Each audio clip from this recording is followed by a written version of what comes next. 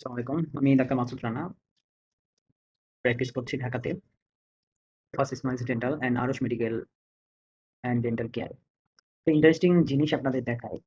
ইনি আমাদের একজন সম্মানিত পেশেন্ট। তার 6 নাম্বার দাঁতটা নেই লোয়ারে, এবং এখানেও সেম 6 নাম্বার দাঁতটা নেই। ওকে।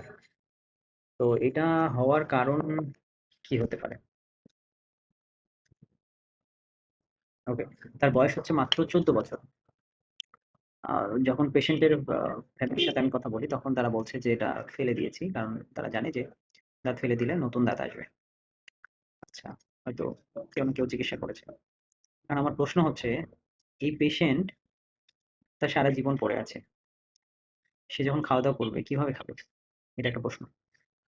আমি মানুষকে বেশি সাজেস্ট করি যে সে যেন কামড় দিয়ে খাইতে পারে। কারণ খাবারটা গ্রাইন্ডিং যদি না হয়, তাহলে আমাদের হজমে খুব একটা সাহায্য করবে না।